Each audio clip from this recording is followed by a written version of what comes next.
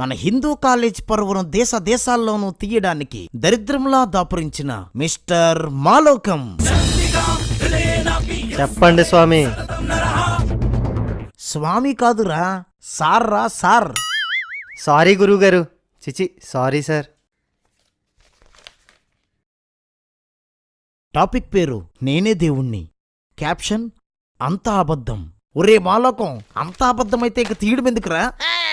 అంటే మరి అందరూ 2-3 పేజీలు రాస్తే నువ్వు మాత్రం ఏకంగా 53 పేజీలు రాసావు. అందరికన్నా ఎక్కువ మార్కులు వచ్చాయి. 100కు 100 సార్? కాదురా, ఒక్కటి తక్కువ. అంటే 99 సార్?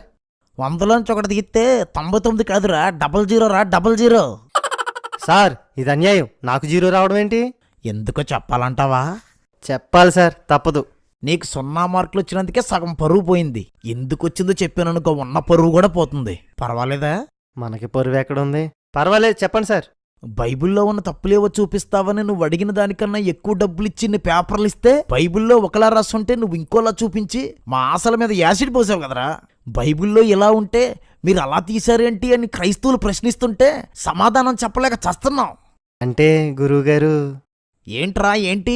2వ రాకడలో యేసుక్రీస్తు మధ్యాకాశానికి వస్తాడని రాయబడింది, కానీ భూమి మీదకి వచ్చి యూదుల్ని క్రైస్తవుల్ని అన్యుల్ని కలిసి మాట్లాడతాడని రాయబడలేదు.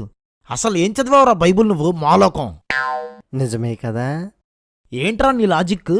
మేఘం నీటి ఆవిరి కదా, దాని మీద యేసు ఎలా కూర్చుని వస్తాడని అడిగావు. మరంతే కదా. ఒకడు నీ పిచ్చి లాజిక్ చూసి వినాయకుడు ఎలక మీద ఎలా కూర్చుంటాడు, కూర్చుంటే ఎలక చచ్చిపోదా అని అడిగాడు. యేసుక్రీస్తు మేఘారుడే వస్తాడు అని రాయబడిందిరా, మేఘాలపై కూర్చుండి వస్తాడని రాయబడలేదు. అంటే ఆయన వస్తుంటే ఆయన క్రింద మేఘాలు వస్తాయి. అయినా కరిగే మేఘాలను సృష్టించినోడు కరగన మేఘాలు సృష్టించలేడా? నీ ఎదవలా